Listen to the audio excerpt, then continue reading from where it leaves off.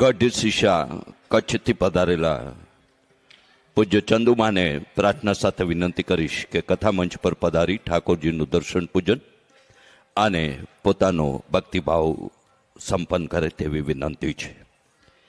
પૂજ્યમાના સ્વાગત અને સત્કાર અને પૂજન માટે અને આરતી માટે વડીલ મુરબ્બી અરવિંદભાઈ પટેલ, અખંડ સૌભાગ્યવતી નિમિષાબેન પટેલ, શ્રી સ્મિત પટેલ, અખંડ સૌભાગ્યવતી ગ્રેસી પટેલ, શ્રી કૃણાલ પટેલ અને ભાવિ આગંતુક હાર્દિક પટેલને વિનંતી કરીશ કે આરતી માટે કથા મંચ પર પધારશે.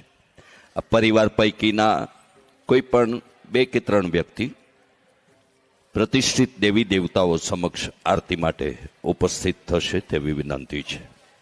આવતીકાલના દ્વિતીય જ્ઞાન સત્રમાં બરાબર 3 કલાકે આપણે ફરી મળીએ એવી કુલદેવીમાં આશુપુરી માતના ચરણોમાં પ્રાર્થના સાથે પૂજ્ય ચંદુમાં ભાગવત ભગવાનનું પૂજન સંપન્ન કરશે. પરિવાર પૂજ્ય ચંદુમાનો પૂજન ભાવ સંપન્ન કરશે અને ઉદ્ઘોષિત થયેલા પરિવારજનો ઝડપથી આરતી માટે કથા મંચ પર પધારે તેવી ફરી વિનંતી કરું.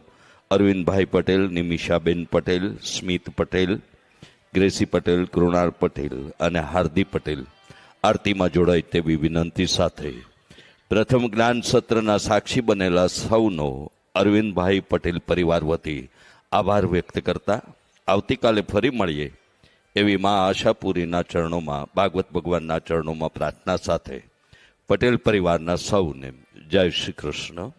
રાધે રાધે.